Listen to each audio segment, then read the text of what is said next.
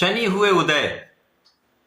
प्रिय दर्शकों, नवग्रहों में न्यायाधीश शनिदेव जो कर्म प्रधान देव हैं, अत्यंत क्रूर ग्रह हैं, परंतु रंक से राजा बनाने वाले ग्रह हैं। 9 अप्रैल को प्रातःकाल 5:03 पर अपनी अस्त अवस्था को छोड़कर उदय अवस्था में आ जाएंगे, अर्थात शनिदेव के बल में वृद्धि होने वाली है तथा शनिदेव अपना प्रभाव देने वाले हैं। अभी तक ये अस्त अवस्था में थे, जिसके कारण इनके प्रभाव में निर्बलता थी। अब चूंकि यहाँ पर ये 0 डिग्री पर गोचर कर रहे थे तो अपना संपूर्ण प्रभाव नहीं दे पा रहे थे, परंतु जब ये उदय हो जाएंगे तथा इनका अंश बल भी बढ़ जाएगा तो निश्चित रूप से समस्त राशि के जातकों के लिए कुछ विशेष योग देंगे तथा कुछ बड़े लाभ भी प्रदान करने वाले हैं। कुछ राशियों के लिए कुछ समस्या का योग भी बन सकता है। जय श्री गणेश। नमस्कार, मैं आचार्य संजय द्विवेदी। मेरे समस्त प्रबुद्ध दर्शकों का मेरे चैनल पर हार्दिक स्वागत है।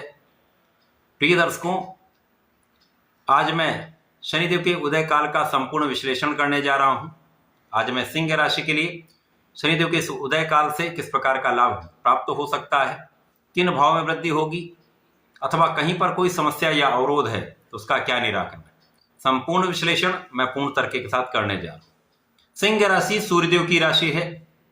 सूर्य और शनि का पिता पुत्र का भाव है, परंतु यहां पर दोनों में मतभेद होता है। सूर्यदेव राजा हैं, शनिदेव न्यायाधीश हैं। दोनों अपने कर्मों को संपूर्ण रूप से संपादित करते हैं, जिसके कारण कहीं ना कहीं कुछ मतभेद अवश्य हो सकते हैं। इसी प्रकार से दोनों का अपना अपना बल है, दोनों का अपनी अपनी क्षमता है। अब शनिदेव सूर्यदेव की सिंह राशि के लिए अष्टम भाव में गोचर करना प्रारंभ कर चुके हैं। 29 मार्च को यह परिवर्तन हुआ है। अभी तक ये 0 डिग्री पर थे, परंतु अब ये 1 डिग्री पर आ चुके हैं, जिसके कारण इनका बल बढ़ रहा है और यहां पर ये उदय अवस्था में आ जाएंगे तो अपना संपूर्ण प्रभाव दे पाएंगे। अब क्योंकि अष्टम भाव में जब शनिदेव होते हैं तो यहां पर शनि की ढैया का प्रभाव होता है। प्रिय दर्शकों, अष्टम भाव की ढैया सदा ही कष्टकारी होती है। इसका मुख्य रूप से कारण यह है कि शनिदेव जब अष्टम भाव में होंगे तो यहां पर शारीरिक समस्याएं कुछ बनी रहती हैं। इसी प्रकार से शनिदेव का प्रभाव आपके कर्म क्षेत्र पर होता है। जब शनि का प्रभाव के कर्म क्षेत्र पर होता है तो कर्म क्षेत्र में पहली दृष्टि का प्रभाव विच्छेदात्मक होता है। अब जब शनिदेव विच्छेदात्मक दृष्टि डालेंगे तो उस क्षेत्र में बाधाएं आएंगी, अवरोध आएंगे, उतार चढ़ाव हो जाते हैं। नौकरी के क्षेत्र में तो नौकरियां जा सकती हैं, व्यापारिक क्षेत्र में धन बाधित हो सकता है, या किसी न किसी प्रकार से अवरोध या कोई काम आपका जो 1 दिन में होना होता है वो 1 महीने में होता है। इसी प्रकार से जो भी कार्य क्षेत्र आपका है वहां पर नए अवसर प्राप्त करने में बहुत परिश्रम करना पड़ता है। परंतु यदि आपकी कुंडली में शनि अच्छी स्थिति में है, बलवान है, आपके लिए कारक हैं, तो यहां पर समस्या कम होगी। अब चूंकि सिंह राशि के लिए यहां पर ये विपरीत राजयोग में होंगे तो यहां पर बहुत कुछ समस्याएं कम होने वाली, परंतु जो शनि का प्रभाव है ये आपको संघर्ष तो निश्चित रूप से कराएंगे। तो नौकरी के क्षेत्र में, आपके प्रोफेशन में, आपके व्यापारिक क्षेत्र में संघर्ष बढ़ने वाला है। जैसे जैसे शनि का बल बढ़ेगा, शनि के अंश बल में वृद्धि होगी, शनि का प्रभाव बढ़ता जाएगा। अब ये पूरे वर्ष उदय अवस्था में रहने वाले हैं, किसी प्रकार से कोई दोष नहीं होगा। यहां पर ये आपके कार्य क्षेत्र में संघर्ष बढ़ाने वाले। तो आपको करना क्या है, जब शनिदेव की ढैया का प्रभाव होता है, शनि की महादशा का प्रभाव हो या साढ़े साती का प्रभाव हो, तो आपको बहुत न्यायोचित रहना चाहिए, आपको बहुत निष्ठावान होना चाहिए, आपको अन्याय करने से बचना चाहिए तथा गलत प्रकार से धन कमाने का त्याग कर देना चाहिए। यदि आप इन पर नियंत्रण कर लेते हैं तो बहुत कुछ आप अपने कार्यक्षेत्र में समस्याओं से बचेंगे। इसी प्रकार से इस समय में जो लोग असहाय हैं, जो लोग छोटे स्तर पर कार्य करते हैं, श्रमिक गण हैं तथा जो लोग सफाई कर्मचारी हैं, यदि आप इनकी किसी प्रकार से सहायता कर पाएं, आर्थिक मानसिक किसी प्रकार से आप इनकी सहायता कर सकते हैं तो ये आपके लिए अत्यंत सहायक होने वाला। आपके कार्यक्षेत्र की बाधाएं कम हो जाएंगी। अब यहां पर शनिदेव आपको संघर्ष कराएंगे, परंतु आपकी धन की निरंतरता यहाँ पर सिंह राशि के जातकों के लिए बनी रहेगी। यहाँ पर धन में बहुत बड़ा कोई संकट नहीं आने वाला है, क्योंकि यहाँ पर विपरीत राजयोग में शनिदेव होंगे तो कुछ लाभ भी विशेष रूप से देंगे। उतार चढ़ाव के बाद भी, अवरोधों के बाद भी आपके पास निरंतर धन आता रहेगा। यद्यपि धन के संचय में, धन को जमा करने में कुछ समस्या आ सकती है, अतः यहाँ पर मैनेजमेंट आपका यदि अच्छा होगा तो समस्याएं कम होंगी।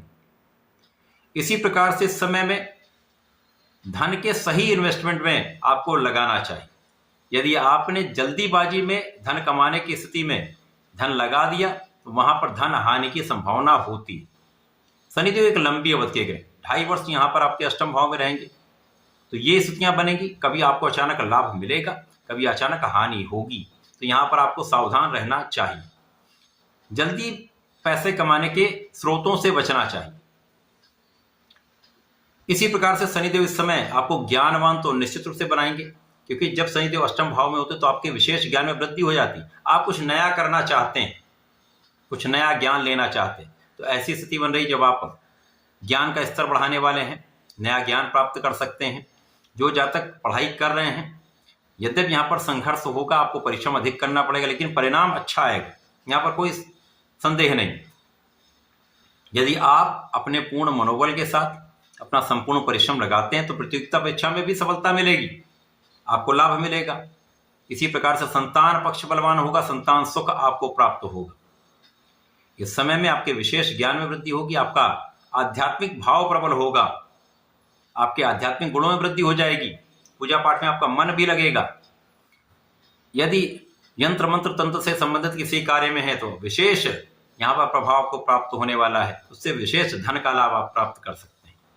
इसी प्रकार से यदि वाणी का सही उपयोग सही जगह पर करेंगे तो कोई विवाद नहीं होगा, लेकिन जरा सी लापरवाही समस्या का कारण बन सकती है। विशेष रूप से आपको अपने परिवार के बीच में वाणी पर पूर्ण रूप से संयम रखना चाहिए, सोच विचार कर बोलना चाहिए, तो आपको परिवार का संपूर्ण सहयोग भी मिलेगा, पारिवारिक भाव से भी आपको लाभ मिलेगा। इस पूरे समय में आपको नियमित रूप से भगवान सूर्यदेव को जल देना चाहिए तथा प्रत्येक शनिवार को ओम प्राम प्रीम प्रोम सह शनिश्चराय नमः का कम से कम 3 माला का जप अवश्य करना चाहिए। यदि प्रारंभिक समय में 3 माला ना कर पाए तो 1 माला तो अवश्य कर लें। यदि ये मंत्र कठिन लगता है तो ओम सम शनिश्चराय नमः का 3 माला कर लें। यदि आप ऐसा करते हैं तो समस्याएं कम होंगी, आपके कष्ट कम होंगे, रास्ते बनते जाएंगे, लाभ प्राप्त होगा। तो ऐसा करके इसका लाभ लें। धन्यवाद, नमस्कार।